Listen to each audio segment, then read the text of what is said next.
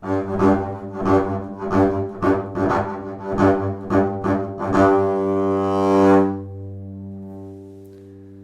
everyone, how's it going today?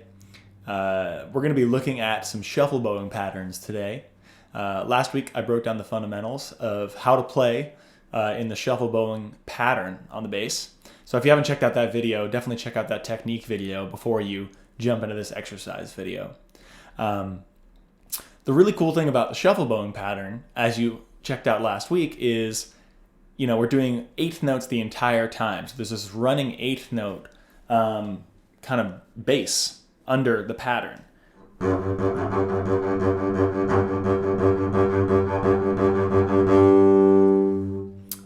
And with that, you can have so many different grooves. If you think about different ways to accent that pattern of running eighth notes, you can get into a lot of different musical feels and rhythms. So that's what we're going to look at today. I have 4 different patterns with the shuffle bowing technique that all sound really different and can be used in a really wide variety of contexts. So first one we're going to look at is just the classic shuffle bowing pattern. What am I calling that? That's the backbeat pattern. So the backbeat pattern is something you'd probably hear in fiddle music a lot. I'm accenting beats 2 and 4 of the measure, which gives it a really fiddly kind of shuffly feel, and it's great for playing over fiddle tunes. So when I say accent, really what I mean is pressure. Remember, with the bow we have speed, location, and pressure. Those are our 3 metrics when we're using the bow. So when I want to accent a note, I'm just going to put a little bit more pressure down from my arm through the fingers into the bow. That just gives it a little bit more weight and kind of starts to clarify what notes in the measure you want to accent. So if we're thinking 1 and 2 and 3 and 4 and 1 and 2 and 3 and 4 and 1 and 2 and 3 and 4 and 1 and 2 and 3 and 4 and... Picking up the speed here. Sounds super fiddly, right?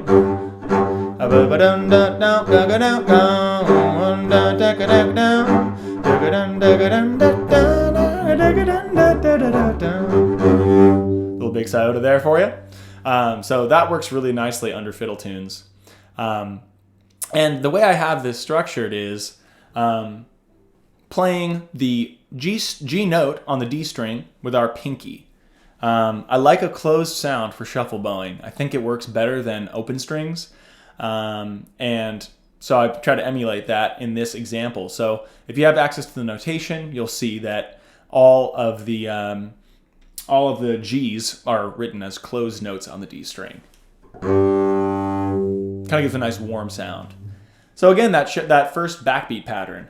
1 and 2 and 3 and 4 and 1 and 2 and 3 and 4 and 1 and 2 and 3 and 4 and 1 and 2 and 3 and 4. And the faster you go, the less arm you need.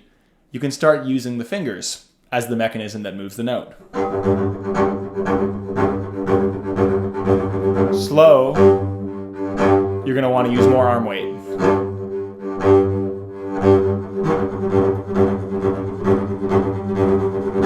So, kind of depends on what tempo you're practicing at. As far as where that fulcrum is. That's what I always talk about. Is the fulcrum the shoulder? Is it the elbow? Or is it the wrist and fingers? So that's pattern 1, the backbeat. 2 and 4 are our accents. Next I have a really groovy halftime shuffle bowing. And halftime, for those who don't know the term, you've definitely heard it before if you ever listen to funk music. Or really, there's a lot of other styles that use it too. The band Crooked Still actually uses halftime a lot. They're one of the few string bands that really uses it to its full potential, in my opinion. That's when the accent is on beat 3 of a measure. 1, 2, 3, 4, 1, 2, 3, 4, 1, 2, 3, 4, 1, 2, 3, 4. So that's the outline of this shuffle bowing pattern. And I also add a little cherry on top. The and of 1, every other measure gets an accent. So it gets really groovy. 1 and 2 and 3 and 4 and 1 and 2 and 3 and 4 and 1 and 2 and 3 and 4 and 1 and 2 and 3 and 4 and I'll speed it up a little bit.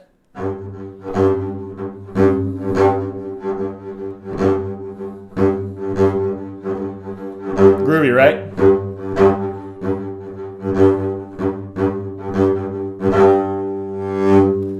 And obviously, every time you have an accent on an and, that's going to be an up bow. So in that pattern, that's going to be the added challenge, adding that up bow accent and figuring out how to get that extra arm weight to get that accent when the bow's going the opposite direction, and the direction that doesn't really feel as natural as a down bow for an accent. So obviously, when an accent is on a number, it's a down bow. When it's on an and, it's an up bow.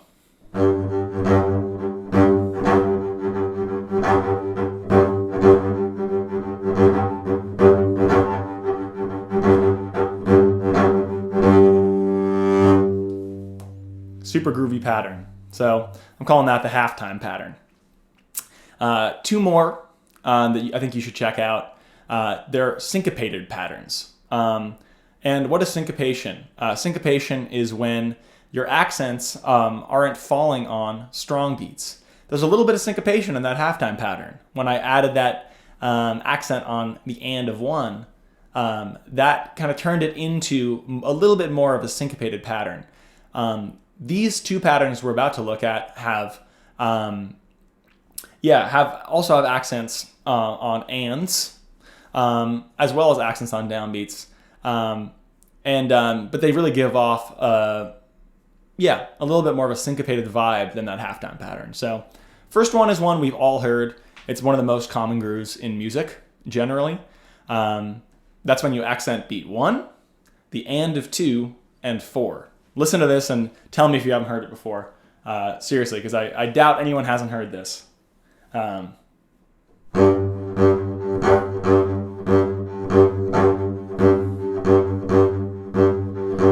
and 2 and 3 and 4 and 1 and 2 and 3 and 4 and 1 and 2 and 3 and 4 and 1 and 2 and 3 and 4 and 1. Super groovy pattern. A real syncopated groove that you'll hear a lot in grooves like all over the world. So I'll slow that one down and then I'll show you the next one.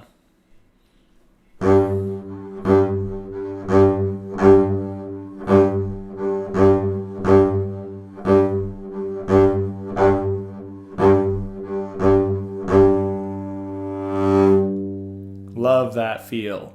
The other syncopated one is going to be the trickiest one out of these four. We're going to be accenting beat 2, and then the and of 3 and the and of 4. So 1 and 2 and 3 and 4 and 1 and 2 and 3 and 4 and 1 and 2 and 3 and 4 and 1 and 2 and 3 and 4 and...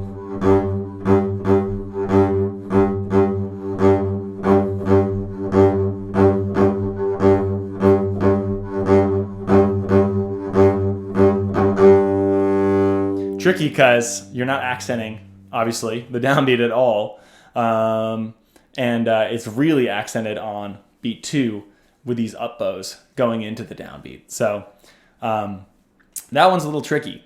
Take time with that one. Obviously use your own method for remembering these. If you need to jot them down on a piece of paper, you can write 1 and 2 and 3 and 4 and all in a row on a piece of paper and circle your accents. And then you'll surely remember where these accents are and how to practice them. So this is just an introduction to the wide world of shuffle bowing. It's an awesome, awesome tool on the bass and a really cool way to spice up playing backup under different instruments, especially if there's no guitar player. I find without a guitar player, this style is really, really cool and effective. Kind of has that strum-like quality that a guitar has. So we can replace that when there's no guitar player present and do some really interesting stuff. So feel free to shoot me any questions you have on these and enjoy playing some shuffle bowing. Maybe I'll send you out on a little bit of a shuffle bowing improv. Why not? Just to hear everything it can do. 1, 2, 3, 4.